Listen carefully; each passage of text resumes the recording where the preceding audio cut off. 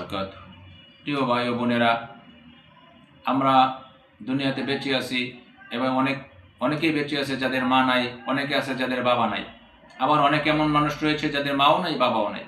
তো মোহতারাম ভাইয়েরা, আজকে মা বাবার যত্নের কারণে, মা বাবার কষ্টের কারণে, মা বাবা আমার পিছনে মেহনত করার কারণে আজকে আমরা এতটুকু আসতে পেরেছি, এ পর্যন্ত আমরা আসতে পেরেছি। তো এখন যাদের মা নাই বাবা নাই দুনিয়াতে, আমরা মা বাবার জন্য দুনিয়াতে থাকলে যেভাবে মা বাবার জন্য করতাম, মা বাবার খেদমত করতাম, এখন হয়তোবা দুনিয়াতে মা নাই বাবা নাই, মা কবরে চলে গেছে, বাবা কবরে চলে গেছে, এখন আমরা মা বাবার জন্য কি করব?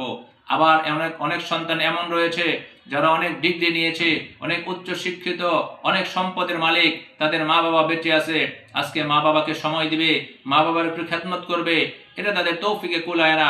ওই সকল বিত্তবানেরা, ওই সকল শিক্ষিত লোকেরা, সুশিক্ষার নামে কুশিক্ষিত যারা, ওই শিক্ষিত মানুষগুলো তাদের মা বাবাকে নিয়ে বৃদ্ধাশ্রমে দিয়ে এসেছে। তো মোহতারাম ভাইয়েরা, সত্যিকার অর্থে কোনো সন্তান যার বিন্দু পরিমাণ মানুষত্ব আছে, যার নিজেকে মানুষ হিসেবে দাবি করে, সে জীবন থাকতে, তার দেহের মধ্যে প্রাণ থাকতে কখনো তার মা বাবাকে নিয়ে ওই বৃদ্ধাশ্রমে দিয়ে আসতে পারে না। বৃদ্ধাশ্রমে যার মা বাবাকে নিয়ে দিয়ে আসে, আমি বলবো ওটা মানুষ নামে একটা পশু। ওই মানুষ নামের পশু দুনিয়াতে থাকার কোনো অধিকার নেই। এই মানুষ নামের পশুগুলোকে বৃদ্ধাশ্রমে রেখে আসা দরকার। যে সমস্ত সন্তান নামে পশুগুলো তাদের মা বাবাকে বৃদ্ধাশ্রমে দিয়ে আসছে, আমি বলতে চাই ওরা মানুষ নয়, এরা মানুষ রূপে পশু। ওই পশুদেরকেও দুনিয়াতে বেঁচে থাকার কোনো অধিকার নাই। তো মোহতারাম ভাইয়েরা, যাদের মা বাবা দুনিয়াতে আছে ওই মা বাবার খেদমত করতে হবে। আর যাদের মা বাবা দুনিয়া থেকে চলে গেছে, মা বাবার জন্য বেশি বেশি করে এই দোয়া পড়তে হবে।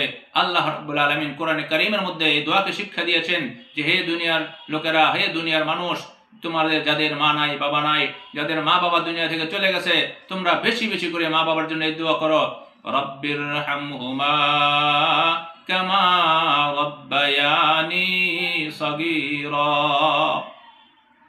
আল্লাহ রাব্বুল আলামিন আমাদেরকে দোয়া শিক্ষা দিয়েছেন যে এই দোয়া আমরা মা বাবার জন্য বেশি বেশি করে পড়ব। রব্বিরহামহুমা কামা রাব্বায়ানি সগীরা। হে আল্লাহ, আমার মা বাবা আমরা যখন ছোট ছিলাম যেইভাবে আমাদেরকে আদর যত্ন করে লালন পালন করেছে, আয় আল্লাহ, আমাদের মা আমাদের বাবা দুনিয়াতে নাই, দুনিয়া থেকে ছেড়ে চলে গেছে। হে আল্লাহ, আমাদের মা বাবাকে তোমরা এইভাবে তোমার রহমতের কোলে লালন পালন করো।